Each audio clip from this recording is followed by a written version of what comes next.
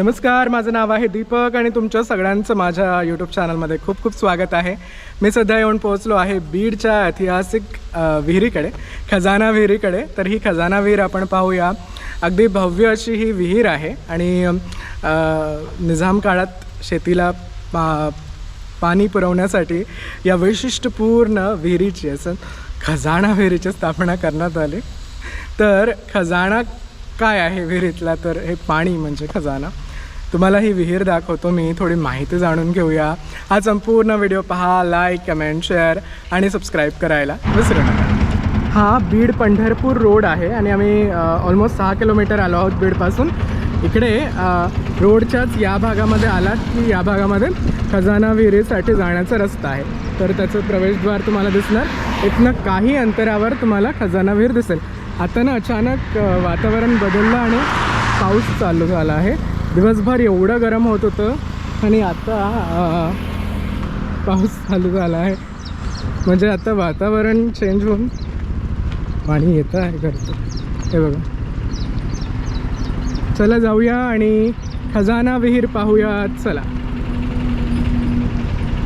रस्त्यापासून अगदी 5 मिनटं चालत आलात तर तुम्ही खजाना विहिरीकडे येऊन पोहोचता। खजाना बावडी, हे बघा, ही एवढी मोठी आहे, तत्कालीन म्हणजे निजाम काळातली हे अगदी सुंदर वास्तू आहे ही विहीर। आणि तेव्हा बीड शहराला पाणी पुरवठा करण्यासाठी या विहिरीची स्थापना केली होती। हे बघा,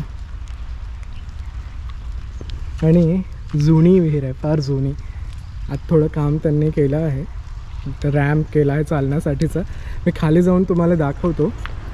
तर चला जाऊयात आणि पाहूयात ऐतिहासिक अशी 16व्या शतकातली खजाना विहीर।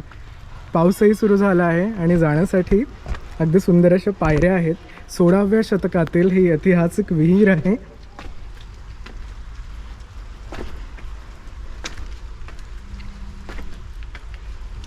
सुमारे 400 वर्षापेक्षाही जुनी ही विहीर आहे।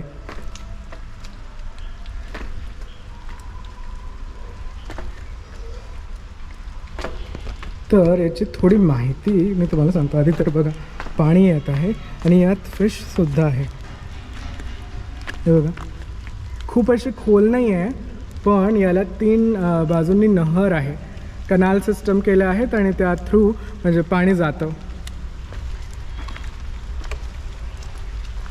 सुंदर ना।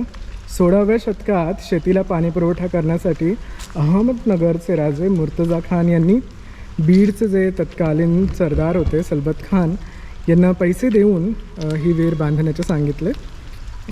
तेव्हा भूजलशास्त्रज्ञ होते राजा भास्कर यांनी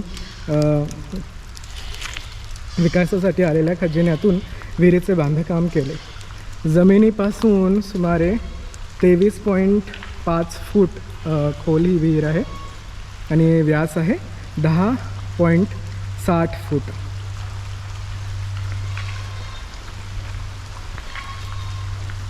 या विहिरीला पूर्व आणि पश्चिम असे 2 बोगदे असून त्याची लांबी 8140 फूट आहे। यात भूगर्भातील पाणी येऊन विहिरीत पाणी साचते। हे साचणारे पाणी बालाघाटच्या डोंगरापर्यंत पोहोचते, अशी बरीच माहिती आहे। खरं तर विहिरीजवळ जवळपास 52 हुसासे आहे। या बोगद्यांची उंची 6 फूट, रुंदी 4 फूट असे आहे। हे हुसासे म्हणजे काय, तर ते पाणी पाहता येतं त्याच्यामधून आणि काही अडकलं असणार तर ते काढतासुद्धा येतं। असं ते कनाल सिस्टमचं जे पॉईंट्स आहेत त्यांना ते बोगदे असं म्हटलं जातं। आणि आताचं पाऊस चालू आहे बा, वातावरण असं बदललं ना सध्या। मी पाहतो आहे बीडमधली ऐतिहासिक खजाना विहीर, ज्यात पाणी भरपूर आहे। आणि असंही म्हटलं जातं की बिंदुसरा नदीमधले काही झरे इथे येऊन मिळतात। अशी ही सुंदरशी खजाना विहीर तुम्ही पाहिली आहे का? अगदी बीडच्या जवळपासच आहे, ऑलमोस्ट 6 किलोमीटर अंतरावर ही खजाना विहीर आहे। आणि इथे आसपास बरीच शेती आहे, तीही या विहिरीच्या पाण्यावरच चालते असं म्हटलं जातं। आणि मुळात मला वाटतं बीडचं नावसुद्धा या विहिरींमुळेच ओळखलं जातं, कारण बीड हे विहिरीवरूनच आलेलं नाव आहे. काय ना, म्हणजे बीडचे अनेक नावं आहेत, जसं की चंपावती नगरीसुद्धा आहे. मोहम्मद बिन तुगलक यांनी देवगिरी स्वारी केल्यानंतर हा भाग त्यांच्या राज्यात समाविष्ट केला आणि चंपावती नगरी हे नाव बदलून त्यांनी भीर हे ठेवले. हो ना, यादव आणि चालुक्य काळात विविध नाव होते. म्हणजे यादव काळामध्ये दुर्गावती नगरी म्हणायचे, चालुक्य काळामध्ये चंपावती नगरी म्हणायचे आणि त्यांच्या नावानेच पुढे हे नगर चंपावती नगरी म्हणून ओळखलं जाईल बीड. आता तर आपण बीड म्हणतो, पण बीडला बीर असं म्हटलं जायचं आणि ते कशासाठी तर विहिरींमुळे. आता इथे पुराण काळात विहिरी असतीलच, त्यातलीच ही एक आहे, ही खजाना बावडी किंवा खजाना विहीर म्हणून ओळखलं जाते. खजाना कुठला आहे तर पाणी हाच सगळ्यात मोठा खजाना आहे सगळ्यांसाठी. या विहिरीचं म्हणजे नहर आहेत, 3 बाजूंनी नहर आहेत याला, त्यातले 2 तर तुम्ही पाहू शकता. बघा, हे एक आहे, हे एक आहे, इकडनं एक आहे. आणि 450 एकरची जी शेती आहे ना, ती शेती या नहरींद्वारे चालते, म्हणजे पाणी तिथपर्यंत पोहोचते असं सांगितलं जातं. कालवे म्हणतो आपण त्यांना.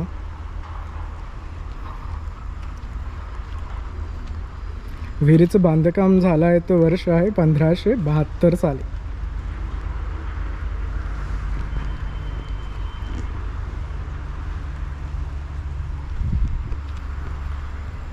चला खाली जाऊया.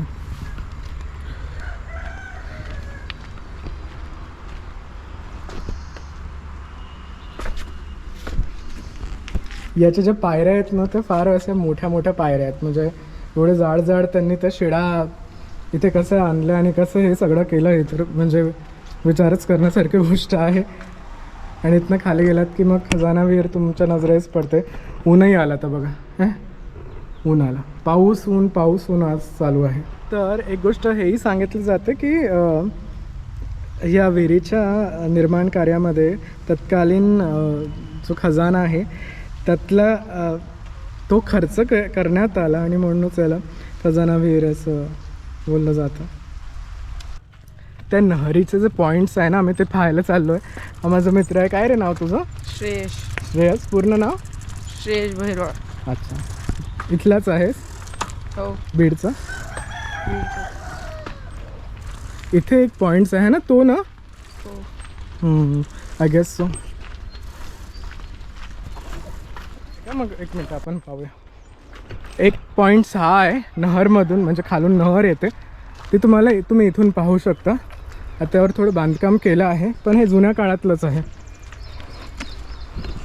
हे बघा, लोक सध्या पाणी नाही आहे, पण यातनं पाणी जाताना दिसायचं, कारण खालून नहरमधून इकडेच पाणी जातं. असं हा तो पॉईंट आहे. एक आणखी आहे ना? खूप आहेत. अच्छा, इथल्या इथेही बरेच असे पॉईंट्स आहेत ज्यातून तुम्ही हे नहर वाहताना पाहू शकता. तर इथे भरपूर आहे आणि बिंदुसरा नदी बाजूलाच समांतर अशी वाहते म्हटलं जातं. I go and check.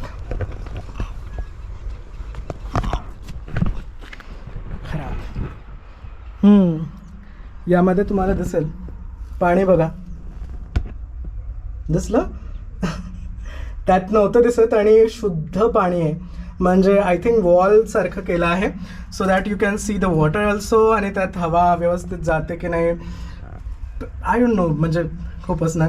आता याच्या खालचं जे बांधकाम बघा, त्याला तुम्ही रंग दिसेल, चुना दिसेल, दगडं दिसतील व्यवस्थित, आणि अजूनही पाणी वाहतं. सच अ मॅजिकल थिंग. नो, इकडे रोड आहे, पंढरपूर रोड, त्याच रोडने तुम्ही हे पाहू शकता. ग्रेट, थँक्यू व्हेरी मच की मी पाहिलं. अदरवाईज मी तिकडूनच निघून जाणार होतो. चला, इकडे समोर एक पॉईंट्स आहे, आता पण हे सेमच आहे. मला पाणी पाहायचं होतं आणि वचच ह्याच्यात होतं.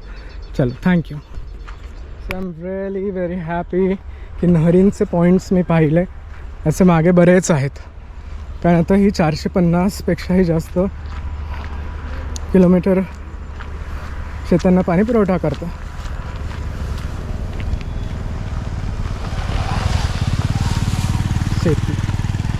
शेती आहे आसपास, ऊसाची शेती.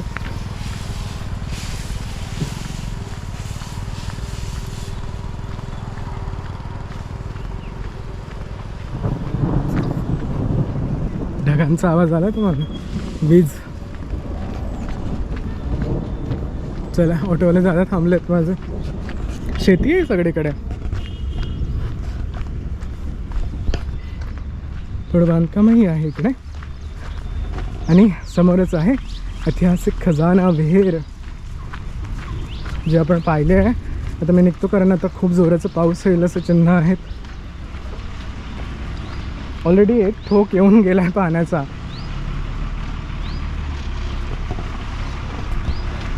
निघणं महत्त्वाचं. बीडमध्ये बघा बकरी. हॅलो. कसं येता येईल जर सपोज कोणाला यायचं असेल इकडे? तर हे दादा आहेत, त्यांच्या ऑटोमध्ये मी आलो आहे. हां, बस स्टँडवरून जर यायचं झालं तर आपण डायरेक्ट ऑटोवाल्याला म्हटलं तर ते आणून देतात. डायरेक्ट पण येऊ शकतात, पण ज्यांना डायरेक्ट नाही यायचं डायरेक्ट नाही यायचं त्याने बार्शी नाक्यावर यायचं. बार्शी नाक्यावरून समजा बस स्टँड कडून आलो आपण तर इकडे जाणाऱ्या जे ऑटो असतात ते इथे घेऊन येतात. ते इथं घेऊन येतात. अच्छा. आणि बाईकवर जर यायचं झालं तर बस स्टँड कडून आलो आपण तर बार्शी नाक्यावरून लेप मारून सरळ इथं येऊ शकतो. बोर्ड लावलेला आहे खजाना विहिरीचा. आणि एक 5 मिनिटं चालत आला की तुम्ही आता इकडे गेलात ना बीडमध्ये, बीड शहरामध्ये, तर अनेक जागा तुम्हाला शोधून त्या अगदी निजाम काळातल्या आहेत, पुरातन आहेत, जुन्या आहेत. आणि आज ते नामशेष होत चालले आहेत. त्यातलीच एक गोष्ट म्हणजे जे आता खरं तर त्यांनी चांगली ठेवली आहे म्हणून ती राहिली आहे. आणि मला हे पाहून फार आनंद झाला खजाना विहिरीला. चल आता आपणही निघूया. तर मला खात्री आहे की ही खजाना विहीर तुमच्या सगळ्यांना नक्की आवडली असणार. जर तुम्हाला हा व्हिडिओ आवडला असेल तर नेहमीप्रमाणे लाईक करा, शेअर करा. आणि जर तुम्हाला हा व्हिडिओ आवडला असेल तर यूट्यूब चॅनलला सबस्क्राईब करायला विसरू नका.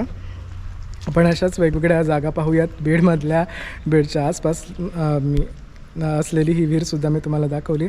आय होप हा व्हिडिओ तुम्हाला आवडला असेल. आवडल्यास लाईक, कमेंट, शेअर आणि परत एकदा या यूट्यूब चॅनलला सबस्क्राईब नक्की करा. आणि हो, याला जर हाईकचं बटन येत असेल तर प्लीज हाईक करा. हाईक केल्याने तो व्हिडिओ इतर लोकांपर्यंत जास्त लवकर पोहोचतो, त्यामुळे त्याची थोडी मला मदत होऊन जाईल. Thank you very much for watching this video. Bye, take care.